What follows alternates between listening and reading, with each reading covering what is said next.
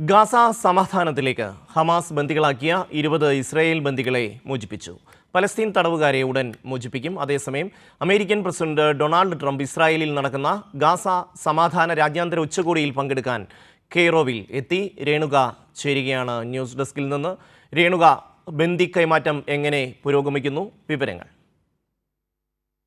തീർച്ചയായിട്ടും ഷമി, 753 ദിവസത്തെ തടവിന് ശേഷം അല്ലെങ്കിൽ ബന്ധനത്തിന് ശേഷം ഇന്നിതാ ഹമാസ് ഇസ്രായേലിലെ ബന്ദികളെ പുറത്തുവിടുന്ന കാഴ്ചയാണ്, അല്ലെങ്കിൽ ബന്ദി മോചനം നടത്തുന്ന കാഴ്ചയാണ് ഇന്ന് നമുക്ക് ഗാസയിൽ നിന്ന് കാണാൻ കഴിയുന്നത്. ഹമാസ് 2 ഘട്ടങ്ങളിലായി ഹമാസ് തടവിലാക്കിയിരുന്ന 20 ഇസ്രായേലി പൗരന്മാരെ അല്ലെങ്കിൽ ബന്ദികളെ ഹമാസ് വിട്ടയച്ചിരുന്നു. രാവിലെ 7 പേരെ ഒന്നാം ഘട്ടമായും ഇപ്പോൾ ഉച്ച സമയത്ത് ബാക്കി വരുന്ന 13 പേരെ അടക്കം 20 പേരെ ഹമാസ് ബന്ദികളാക്കിയവരെ വിട്ടയച്ചു എന്നാൽ റെഡ് ക്രോസിന് കൈമാറി എന്നുള്ള വാർത്തകളാണ് വരുന്നത്.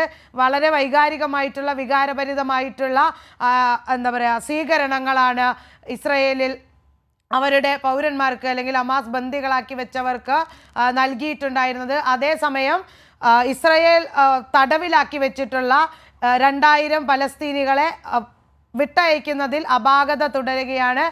ഹമാസ് അവരുടെ ബന്ദികളെ വിട്ടയച്ചതിന് ശേഷമാണ് ഇസ്രായേൽ തടവിലാക്കിയിട്ടുള്ള തടവുകാരായിട്ടുള്ള 2000-ഓളം വരുന്ന ഫലസ്തീനികളെ വിട്ടയക്കുക എന്നുള്ള വാർത്തകൾ വരുന്നുണ്ടായിരുന്നു. അതേസമയം ഇന്ന് 200 പേരെ വിട്ടയക്കുമെന്നുള്ള വാർത്തകളും വരുന്നുണ്ട്. ഇതേവരെ കൈമാറ്റം നടന്നിട്ടില്ല. അതേസമയം ഈ സമാധാനത്തെക്കുറിച്ച്, ഈ സമാധാന കരാറുമായി ബന്ധപ്പെട്ട ചർച്ചകൾ നടത്തുന്നതിന് വേണ്ടി 20 ലോകരാഷ്ട്രങ്ങൾ പങ്കെടുക്കുന്ന രാജ്യാന്തര ഉച്ചകോടി ഈജിപ്തിലെ കെയ്റോയിൽ നടക്കുകയാണ്. ആ രാജ്യാന്തര ഉച്ചകോടിയിലേക്ക് അമേരിക്കൻ പ്രസിഡന്റ് ഡൊണാൾഡ് ട്രംപ് അടക്കം മധ്യസ്ഥത വഹിച്ചിട്ടുള്ള രാജ്യങ്ങൾ എത്തി എന്നുള്ള വാർത്തകളും വരുന്നുണ്ട് ഷമി.